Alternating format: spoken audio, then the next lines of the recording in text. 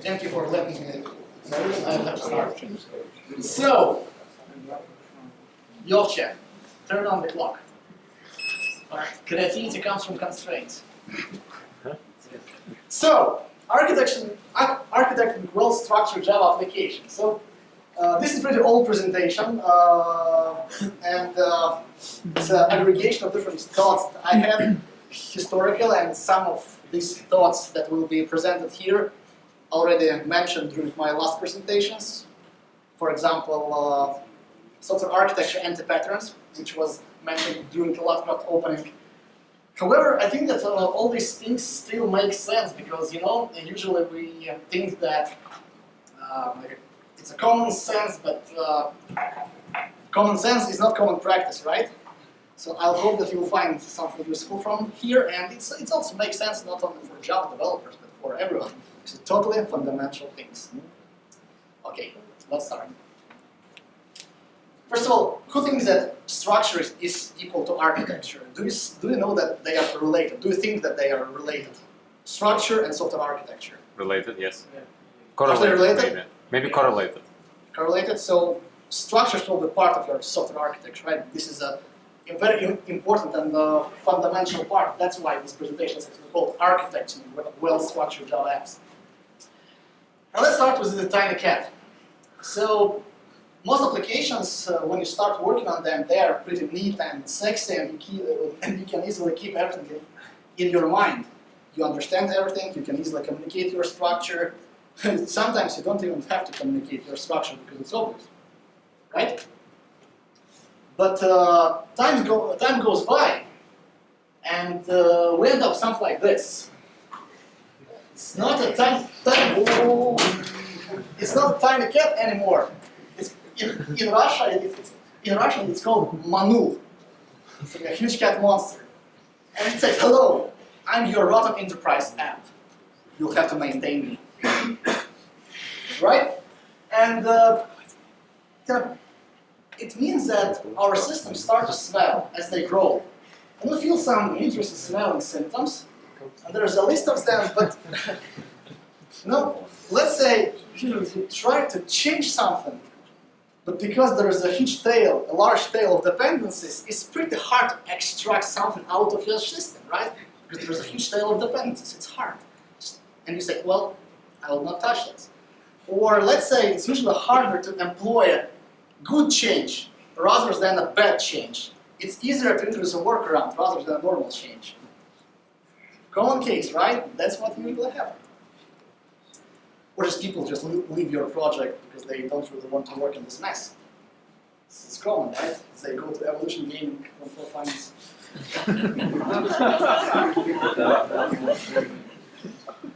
Yeah. But it's very subjective. It's very subjective. And we can't really understand something that we can't visualize, right? Or measure. That's why if you visualize such a problematic system, you usually see this. And this is a structure of Hibernate 4.3.8. And believe me, there's no difference with version 5. It's still the same. Why? Because you can't really change it. Structure just stays like a big ball of mud. There's actually no relations, completely ad hoc, chaotic structure. There's no structure, it's a mess. Any-to-any relationship, everywhere, right? Everything is interconnected, and there's no guidelines. Let's say if I want to introduce a new concept to Hibernate, what should I do? How can I understand where to put things? What parts Hibernate comprised of? Just a mess, right? JDK is not better. It's JDK 1.7.0 something, but who cares because JDK 8 is the same. Why? Let's ask Mark Reinhold, Chief Software Architect of JDK. And he says that they're nuts because JDK is extremely interconnected. It's extremely interconnected because during JDK development they apply this monolithic mindset. Because in Java, I hope that you will not be surprised, there is no modularity at all. Once you make something public or class public, it's completely reusable everywhere if you don't use OSGI or something, right? So there's no notion of module. Package is not a module. Module is something that is encapsulated, self-contained, with clear interface and boundaries. There is no modularity in Java. And the thing is that since Java allows you to use everything everywhere, and private scope or package private scope is nothing, you end up with a problem because it impacts your software evolution, right? If these guys knew that they would modularize Java in future, they would never go this way, right? And they're nuts right now. Where's Jigsaw, by the way? Have you heard about Jigsaw project? You heard about Jigsaw? Where's Jigsaw? Why there's no Jigsaw? Because you can't modularize Java. You can't modularize mess. It's a problem. It's hard or just impossible, right? So the thing is that if you apply monolithic mindset to your software development, you impact your evolution and you just can't really change things at later stage. That's about JDK. However, there are better examples, like Spring. Hey, here's a Spring framework, and I'm not going to explain what I see here, but if you just compare visually, do you see a difference? It's kind of better, right? Hard to explain, it's better. You see that there's some hierarchy, some arrows which are pretty logical. It's complicated. Spring is complicated by default, right? It's pretty complicated. There's a logic. When I see this structure, logical structure, I feel that someone actually took care about the design. And I believe that it contributed to 12 years of successful Spring evolution. I think that Spring is on the market is now more than 12 years, and it evolves, and they don't have any breaking changes, and API is pretty stable, right? They just add new changes, and it just works. And actually, I had a chat with Jürgen Holler about 3 years ago. We met on a Structure 101 stand on the DevOps conference, and we had a chat. And actually, I was curious to know what's the kind of how do they work on Spring framework, and actually use tools that enables structural visualization of code. So they care a lot about their structure. It's not ad hoc. It's well designed. Every arrow has meaning here. It's not ad hoc. Every arrow, every number has meaning. And there are principles that you have to follow in order to produce such a good design. And I'm going to describe them today. The first thing that we have to understand that package is a first-class citizen of our design. It's not just a place when you drop your code and shake it until it works. It's a first-class citizen. And what does it mean? When you design your classes in your software, you care about class responsibilities, right? So single responsibility principle. Class should do one thing and do it well. It should be responsible for something. Classes have the interface. Public or published interface, there is a difference by the way. And classes have collaborators. And packages has the same units. They have collaborators. Packages should actually have an interface. That's something that is exposed from the package intentionally. Right? And packages should have responsibility as well. Okay? Usually in our development environments, we see packages represented flat. We don't really see hierarchy, right? Usually you can actually configure it in your IDE like Eclipse or IntelliJ. Usually hierarchy is not actually visible. We don't see that something is part of something. They're completely flat.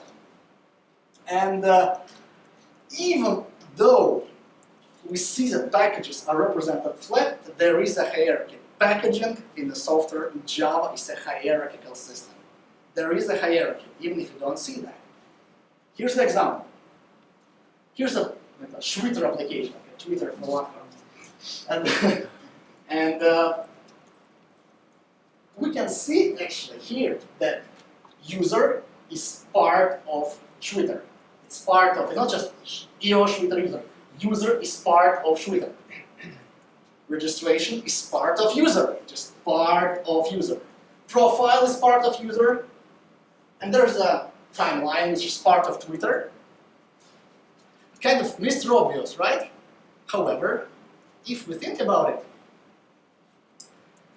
we should actually distinguish part of a relationship and usage of something. So, which means that, let's say, if registration is part of user, we can allow tighter coupling.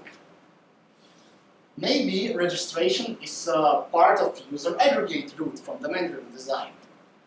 Or maybe user represents a bounded context where inside the user things can be coupled, but they are decoupled from different bounded contexts, like a user is decoupled from a timeline.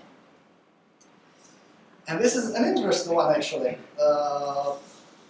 because it impacts the way we design our software if you just think about it, whether something is part of something.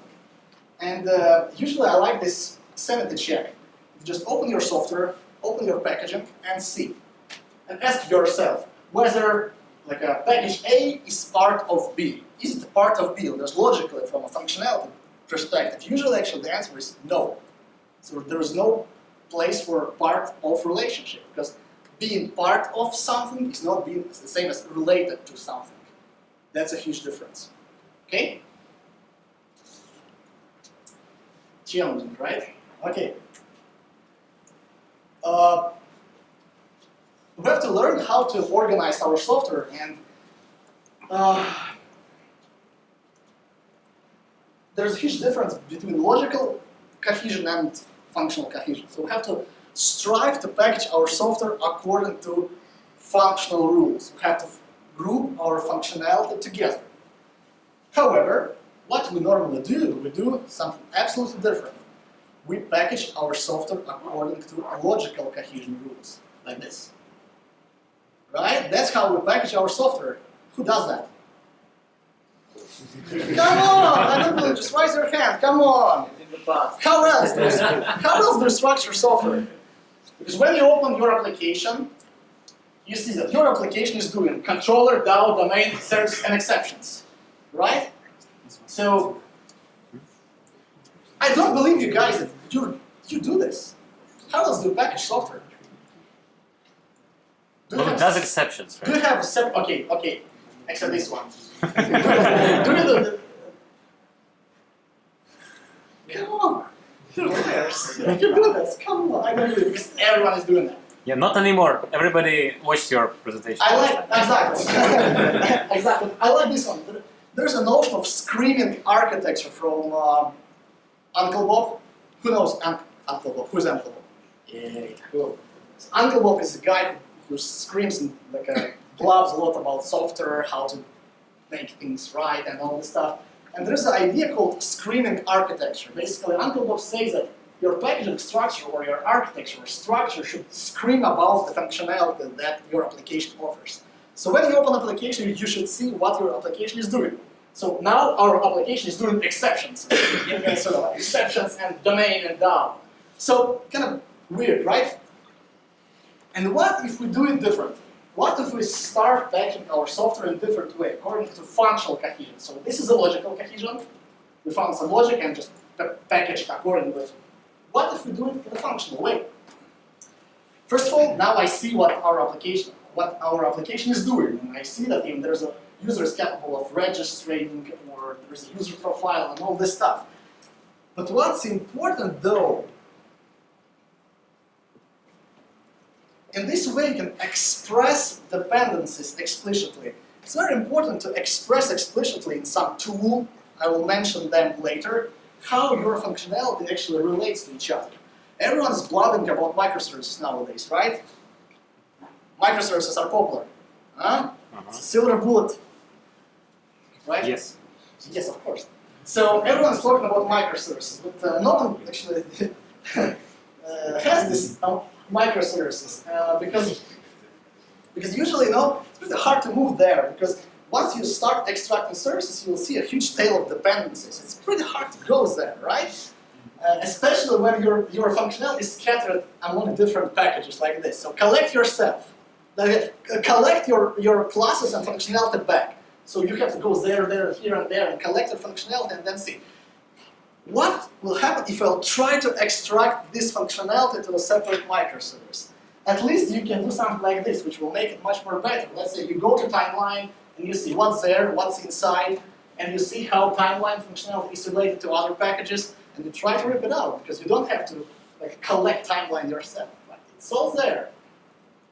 And let's say you have a functionality, you have a problem somewhere. Let's say, I don't know, you have a bug. There's a problem in functionality, timeline. So the timeline has a problem. In this case, because you have to find where this timeline actually is. It's just there, goes there, and solve the problem. It's about comprehensibility. You can study your functionality without taking care about the rest of your application, which is pretty important, right? It's comprehensibility. And discovery cost goes down, which is a good thing. Where are layers? Right? Who uses layering? Layered architecture, right?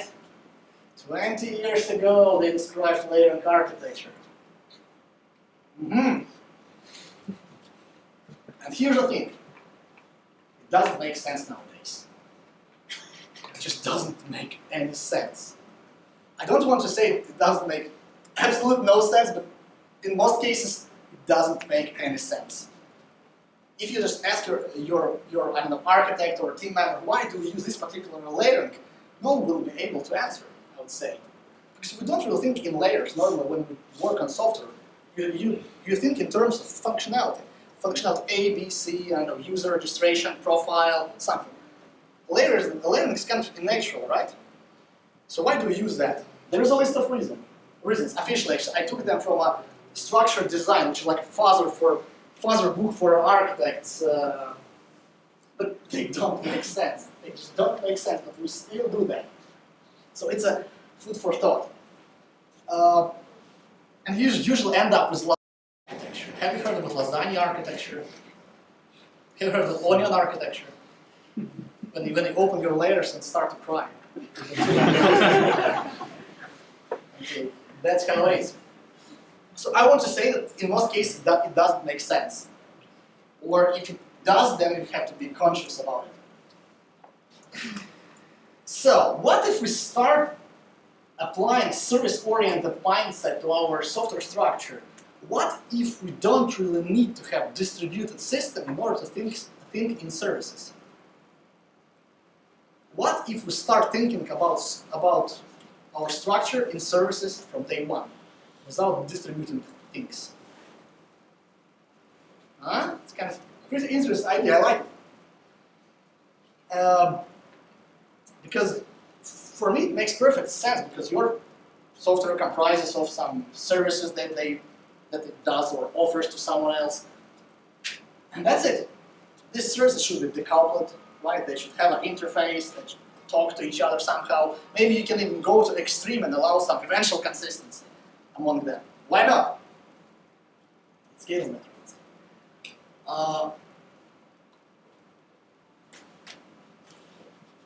And what if I say that layering actually is your service internal detail? What if in your application you have different services that does different things? Maybe it doesn't really make sense to apply the same layering to all of them. Why not? The same as we have a microservice architecture where different services are doing different things in a different way. Why don't we do the same within the single code base? Let's say if you have some part of application, a part of a monolithic application that could benefit from CQRS architecture. Let's say you have a separate model for querying. Should you really go for a service layer to access your data? Maybe no. There's a layering, common layering, unified layering for all services. Maybe it doesn't make sense anymore. Right?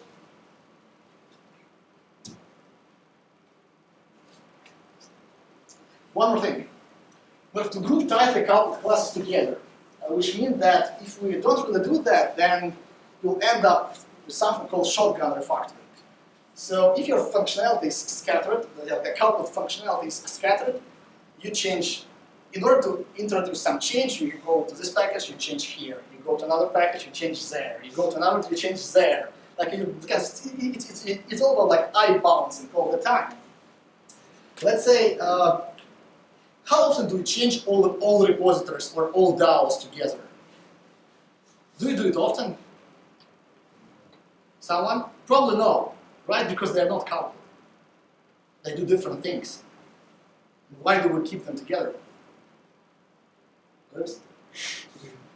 Conflict, right? Sample does not exist.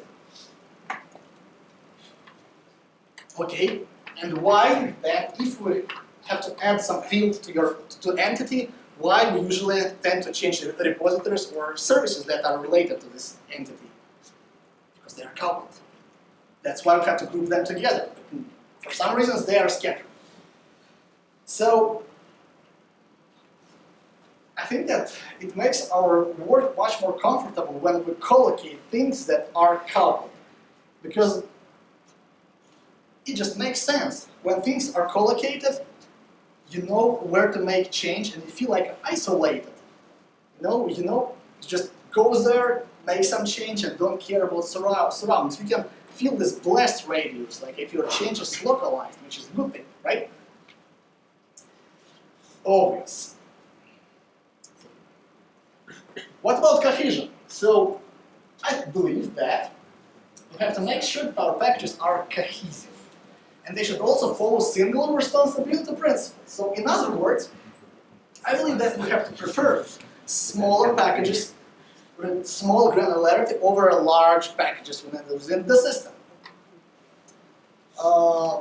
Because, well, few reasons. First of all, if you have a lot of small packages, you can easily express dependencies between them. Obviously. Can you? Can you? Someone can, okay. And you can get much more insight about the system. So let's see here. Does this particular package give some insight about the system? What the system is capable of doing? Let's say, you can even block profile, right? So it just goes there, sits there, and that's it. If I will put it in a single package, like user or something, does give me an insight. And it opens pretty interesting doors. Let's say you can package acceptance tests according to the same principle, right?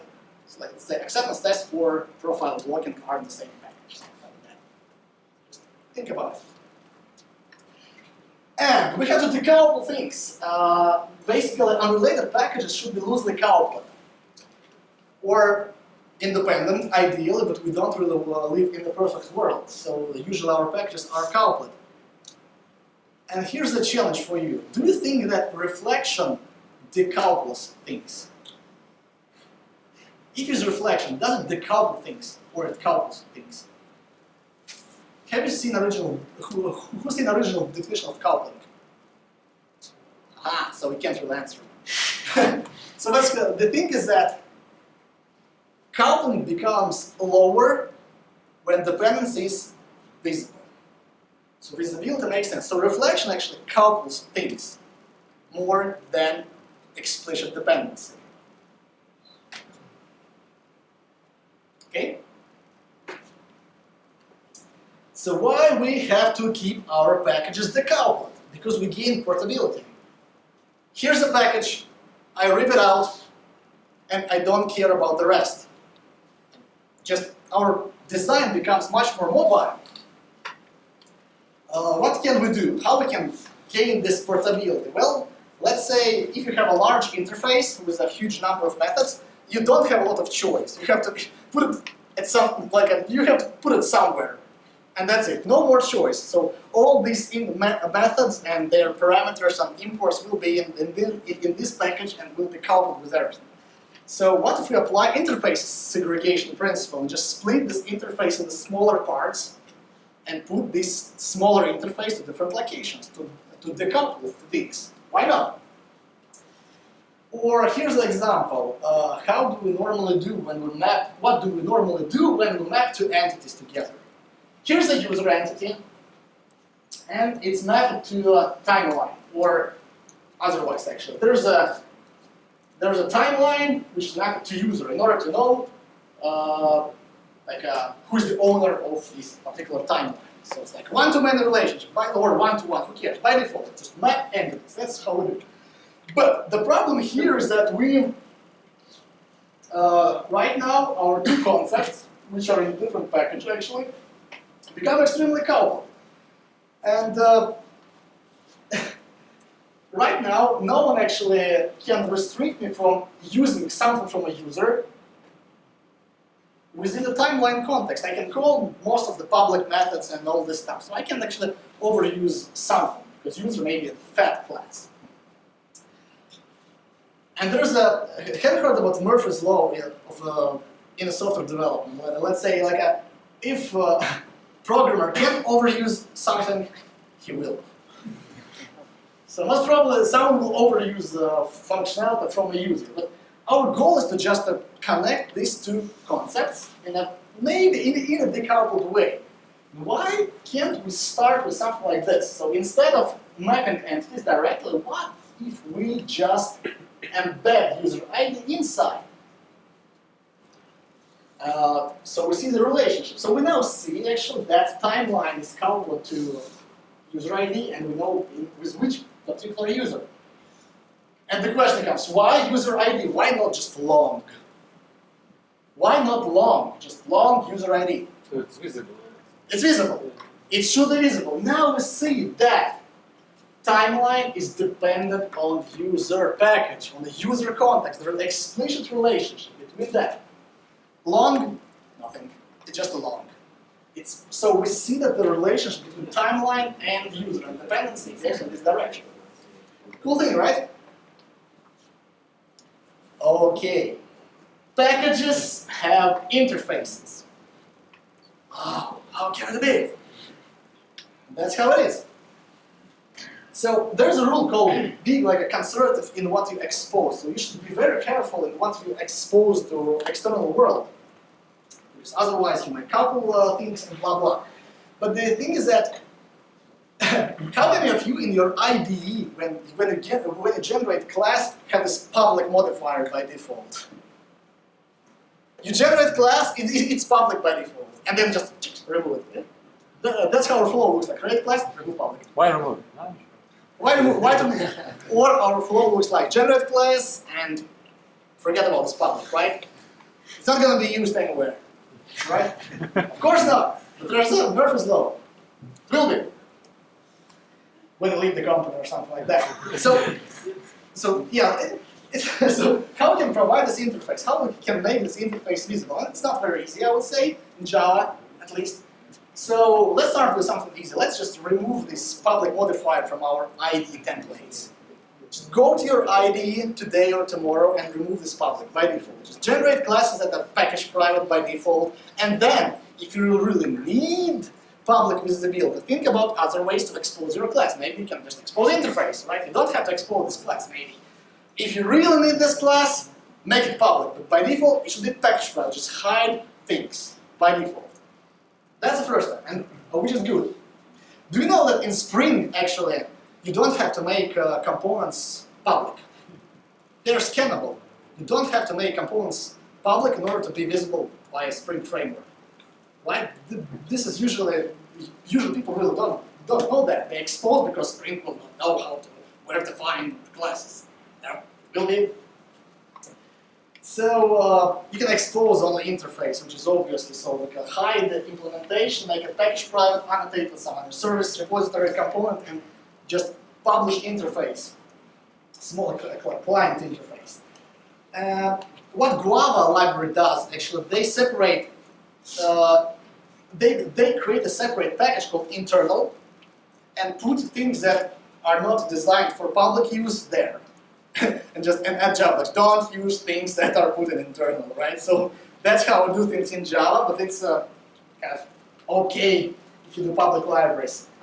Or what else Guava does? How do they hide some internal things?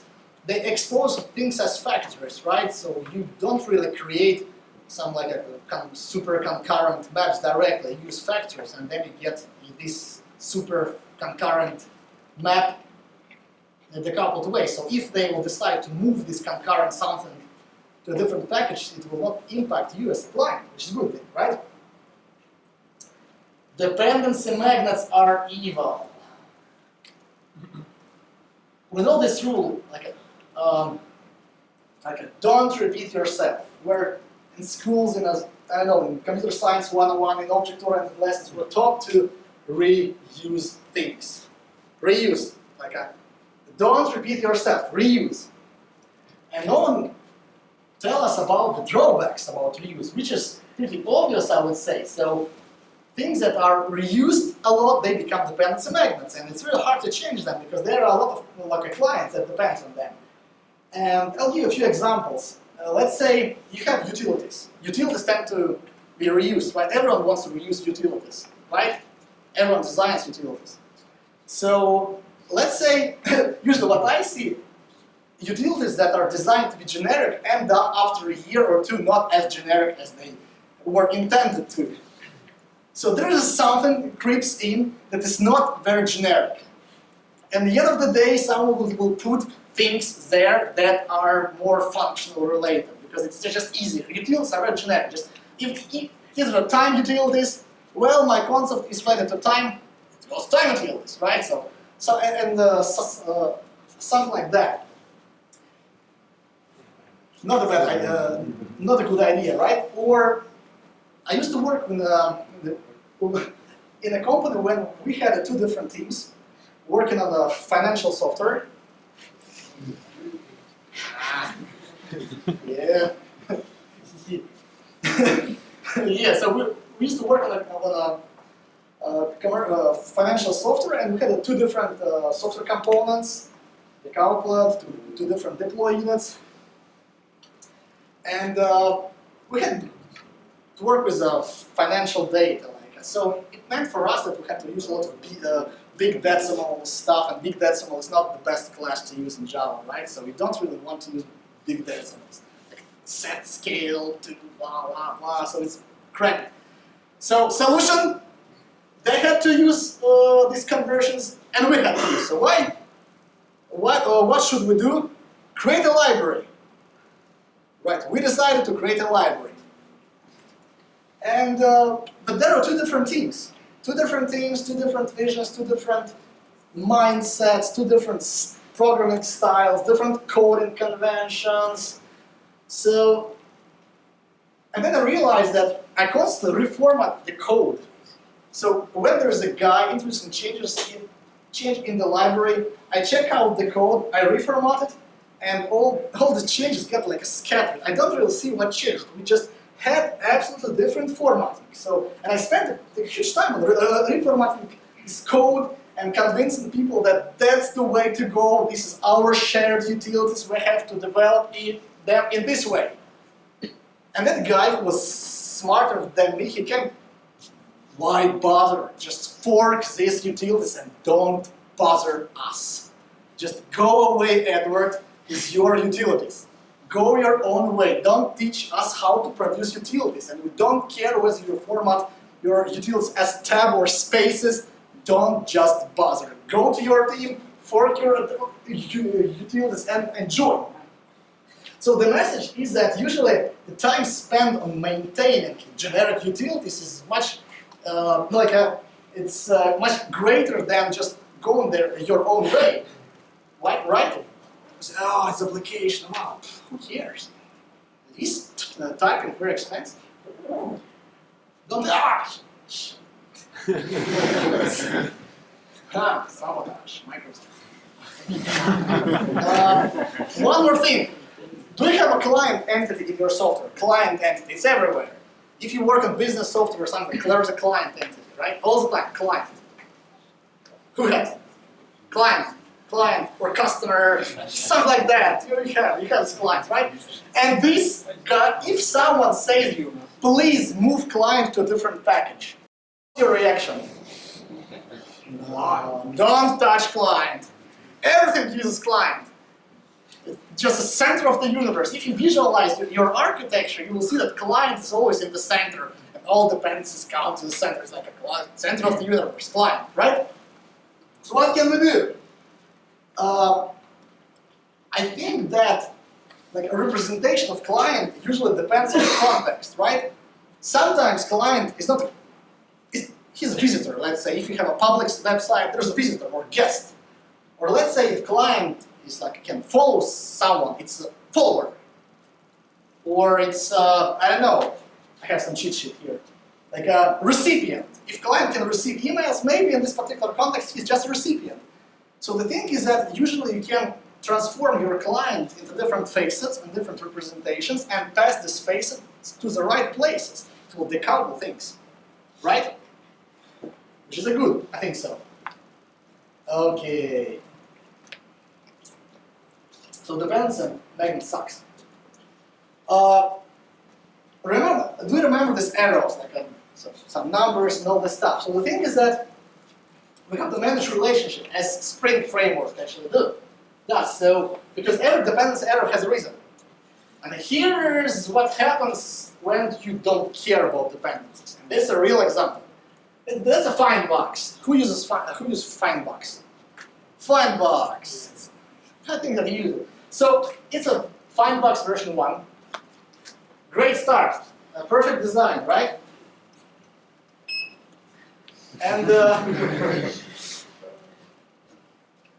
so far so good.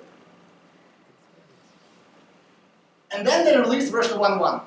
And small problem, who cares?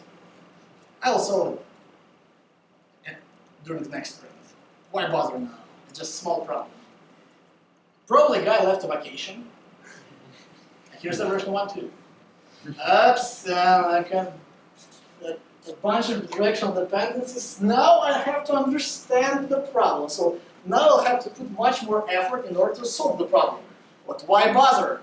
There's next feature waiting for development. Why bother? Someone will solve it. Or probably this guy when he will return from vacation, right? The guy extended vacation. And version 1.3 looks like this.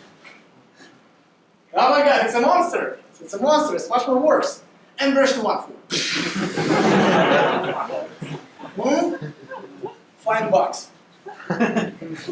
FineBox. So I would say that since FineBox is pretty simple tool, it's a monolithic tool, it's not a big problem, right? So no one cares about FineBox. However, if you work on something like a long-living, mission-critical applications, this is a disaster because it impacts how your software evolves. And you can get into serious problems, right? So what I want to say that dependencies are dangerous when they form cycles because if there's a cycle between two packages, then you have to treat them as a whole. It's real hard to reuse them independently. So just things become chaotic. So we have to burn bidirectional dependencies in files. Define bidirectional dependency. So I believe that as part of your development process, you have to, before you push code, you have to really look at your dependencies, which is pretty easy. If you have a good design, it's just no effort. Once you have a monolithic big ball of mud, it becomes a problem. But if you will end up with monolithic big ball of mud if you don't care about dependency cycles, what's the solution? Start caring about cycles now, right? And I'm going to show you several examples. But I don't really want to because otherwise we'll run out of time because I stopped the clock. However, I'll skip your slides. No, Java. There's a Java. So there's a Java code.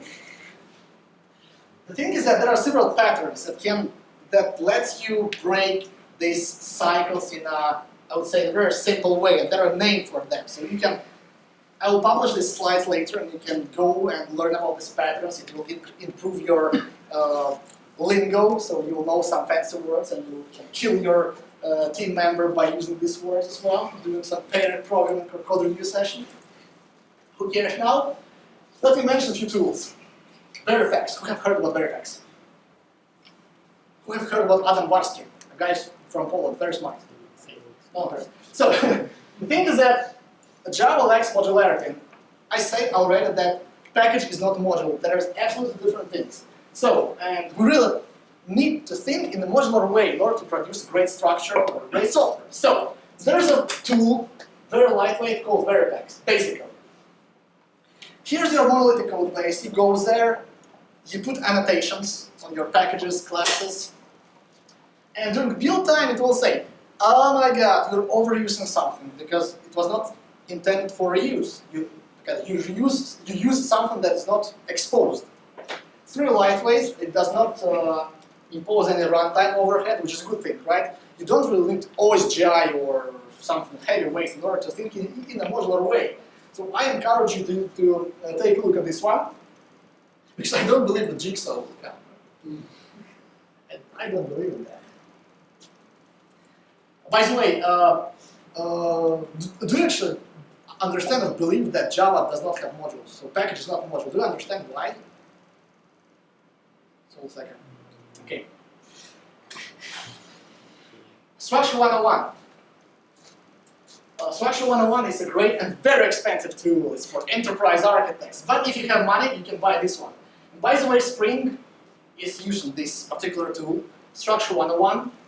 It lets you visualize your architecture and express dependencies and make them explicit. So the thing is that you can start from a day one. If you have a crappy code base, very crappy code base, you put your crap there, you express the ideal state of your architecture, like ideal dependencies, and Structure 101 will not let you introduce more violations, which is a good thing, right? It will keep your debt under control. But you have to pay for that.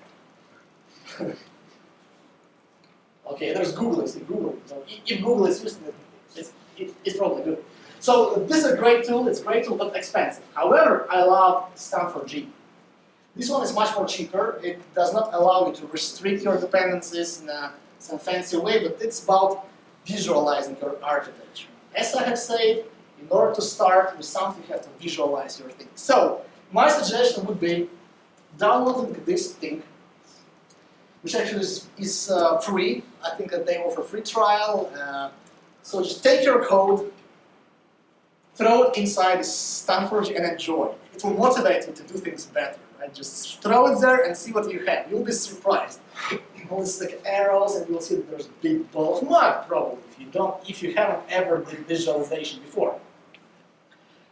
A few more things to read. I mentioned there are several patterns that you can apply in order to break cycles, in order to apply your modular mindset to software development. Java application architecture, awesome book. Nothing to do with OSGI because OSGI doesn't work, and no one needs OSGI. So just go through this book, read, learn about patterns. Agile software development, an old book by Uncle Bob Robert Martin. Basically, some of you have read Clean Code and Clean Coder books that says a lot about software development, but even though this Clean Code and Clean Coder books are newest version of this one, they missed a lot. So a lot of fundamental things are left here. So you can go there and learn stuff. And I'll finish with a great quote. I like this one. Either you work to create software structure or you don't. Either way, a structure will emerge. And thank you.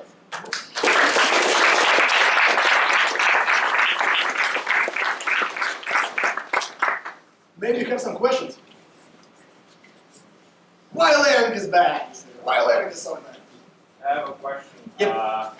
I'm thinking about your statement that Java does not have modularity at all, and I'm thinking that isn't an enterprise Java being in some sort of modular thing, so that, for example, you can deploy enterprise Java being with as a with the remote interface, and you can have on the interface class for this, and technically it could be modular. Doesn't it? This is a good point. A modularity comes at the different levels, right? So you can achieve modularity on the deployment level. Like, let's say, theoretically we can say that service-oriented architecture is pretty modular, right? Because you have different software communicating in a decoupled way, so you demodularize, right? Well, then you just go deeper to the stack and face some physical modularity, which is Maven, Gradle, all this stuff, right? Okay, it's a modularity, but then there's a local modularity on the package level, and Java lacks modularity there. So let's say you have a package hierarchy. Let's say, according to the example, user.registration. Let's say I want to expose classes that are put in registration in a sub-package only to user. Because that's one bounded context. How can I do that? I can't. Because once I make something public, it's usable everywhere. So somehow you have to restrict that. You can't really do it in Java. So that's why there are frameworks like Veripax that lets you do that. Well, if you structure your application so that registration or whatever you mentioned as an example handles the user package and you declare it protected, then obviously no one apart from the user package will be able to use it. But anyway, you have a choice either to make something package private or public, right? If it's package private, it's not visible to a user. If it's public, it's visible to everyone. So it's like a everything or nothing. Do you agree? Basically, it's everything or package. Putting everything in the same package. Yes, and I gave this example already because it makes your packages fat. It becomes immobile. Okay, I understand the example, but I'm just questioning the statement that you say that Java does not have modularity at all. So from your Logical examples, modularity. it just means that Java does not have modularity in packages. But Logical. not in general. It's called modular. It's called logical modularity. Yeah. Okay, then I think that you should specify that Java does not have modularity in logical level. Thank you. Will do. Just just an observation. Anything else? Just no addition regarding structure 101. Yes. Free, but for open source. Oh, it's free for open source. Great comment. Who works on open source? Roma, you can use such one. I don't work in Java.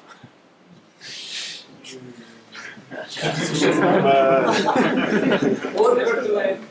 It's never too late. Yeah. Anything else? Okay, thank you. Let's have a cup break.